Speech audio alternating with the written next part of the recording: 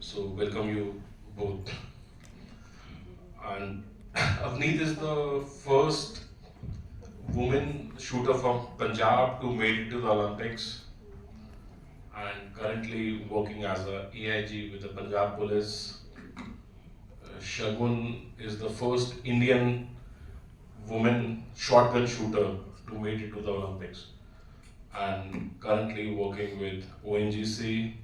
She is also an entrepreneur helping her parents in their hospitality business. So both of them are not only inspiring young generation to take up the sport to excel, but they are the great example of women empowerment. Avneet comes from Punjab, Shagun is from Rajasthan. Both the states have a great gun culture, a history of sending Olympians, and like both have a Dr. Karni Singh from Rajasthan made it to the Olympics 5 times. Punjab is Raja Ranveer Singh. Both the states have an individual Olympic medal in shooting to their credit. Colonel Rajyavardhan Singh Rathore, silver in Athens, Abhinav Bindra, gold in Beijing. And both the states are patriarchal societies. So the road for women is not easy, at least at the time when they started the sport. So my first question to both of you, so the challenges you faced in your shooting career and at what time you thought that you are going to compete at the world highest sporting arena Olympics and how shooting changed the course of your life? First to Avneet. Good morning, everyone. It's still 2 minutes to noon, so good morning again. Thank you for having me here, first of all, and thank you, Saurabh. Thank you, Shagun. Coming to the question, I would say that it was not an easy journey when I started.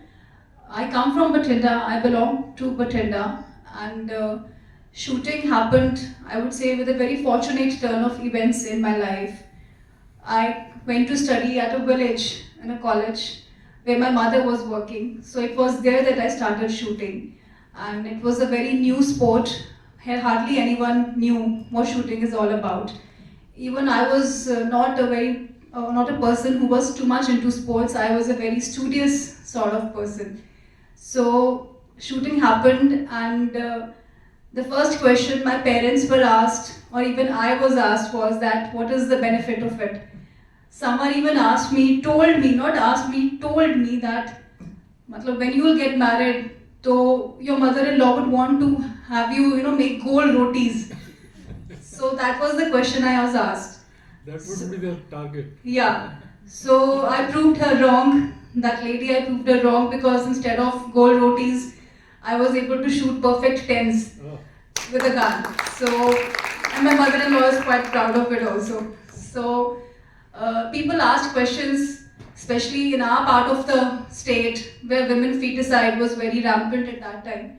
So it was not easy, but I think I had great support from my parents.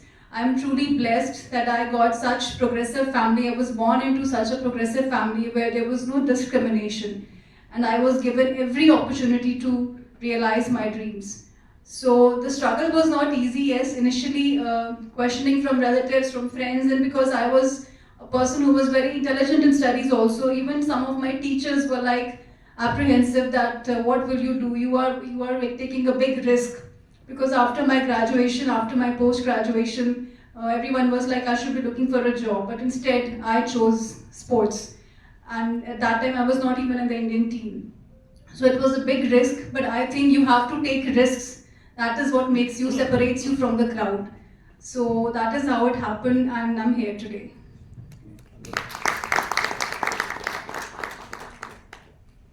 Good morning, everyone. First of all, thank you for giving me the opportunity to be here. It's been indeed a privilege to meet all of you.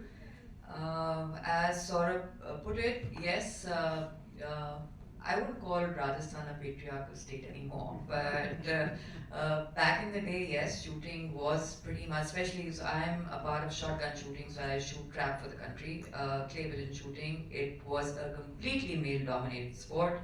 no women on the range. Because it's the closest sport that you get to hunting. So it was basically, all the men who thought that it's their job to get food on the table. So similarly, they started clay pigeon shooting. I had the privilege to be my father's daughter in the sense, my dad actually trained with Dr. Karni Singh Ji in Bikaner, and he shot skeet with him. They were a part of the same national team for state team for Rajasthan. And I had the privilege of going to the range back in the day with them and watching both of them shoot. So I was introduced to the sport at a very young age of 3. So I remember I used to go with my toy gun while I would watch both of them and then mimic them shooting. Contrary to Avneet, I've always been inclined towards sport. I was a national level swimmer in school. I was part of the baseball team. I went to school in NGD in Jaipur. So that had always been something that I was inclined towards. Unfortunately, we weren't as lucky as the kids are there today because we didn't have too many facilities. So I went to school in Jaipur. We didn't have any range then. So obviously shooting wasn't really a choice for me. Hence the other sports.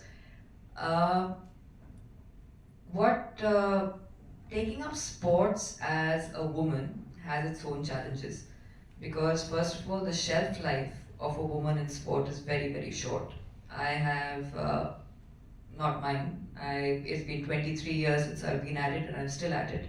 But generally, because as Avneet rightly put, there are a lot of questions in everyone's mind when a girl takes up something which is not the norm. Sports was definitely not the norm. Clay pigeon shooting was definitely not the norm. And when I entered the fray, thanks to my parents, my dad mostly, who really encouraged me to take it up, he didn't have any questions as far as how far I'll go. He just encouraged me. Yes, there were a lot of doubts in people's minds, and rightfully so, because there was no future in sport. There was no financial security. And you have to understand the kind of time that an athlete gives to sport. That's the amount of time that they're taking away from whether it's academics or to look for a job. So it's a very delicate situation, because over here you're going into a black hole where you don't know whether there is any future. Over there, if you have education by your side and then you're, whether it's MBA or whatever, at least you have some sort of guarantee in order to make a future for yourself. It's not a gamble as such. So you have to be very, very brave, and you have to keep fighting the self-doubts that crop up in your head, saying that you're on the right track and you're doing the right thing. In my case, there was no woman who went for the Olympics. And so there was nobody to look up to and say that, oh, if she can do it, I can do it too. I want to be like her. And so automatically people around you are like, why are you wasting your time? And what is it going to bring for you? How are you going to, what exactly are you looking at for your future? I remember I picked up an Asian medal and I got picked up by ONGC. This was way back in 2008. And back in the day, we didn't have any coaches. There was a lot of partiality between men and women, because there was no, there was no faith in a woman trying to project herself or trying to do something on the international score. So whatever we did, I was the first one, and then we had a few more. We had 2-3 more, but it didn't matter what you did on the Indian circuit. It only mattered what you did on the international circuit. Now, how do you get to the international circuit if the Indian government doesn't send you, because they have certain criteria which you can't match, because you don't have any support system in order for you to push you towards matching those criteria. So it was a struggle. I worked, I got picked up my first international medal, and I got picked up by ONGC. I remember my first day as a public, so my mom was thankful that, because she was always, I had science in school, I had economics honors in college in Delhi, so she was always inclined that I pursue academics, because there was no future in sport. ONGC changed all of that for me. I joined ONGC as a public relations officer in 2008, 3rd of September. And I remember going to office and meeting my boss and asking him, sir, what would you like me to do? He says, what are you doing here? Go and shoot.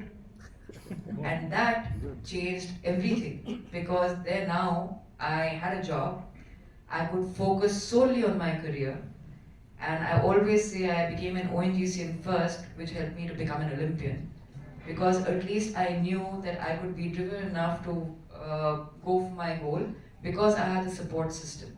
So yeah, things have changed, and the whole idea of sports, women in sports, has changed, and I'm thankful to corporates and organizations who have given us that platform. For example, Avneet is with the police, and it just gives you that much confidence that you can balance your regular life. Nothing's regular in our life, I'll tell you that, and your sports life. So that has been pretty much my journey.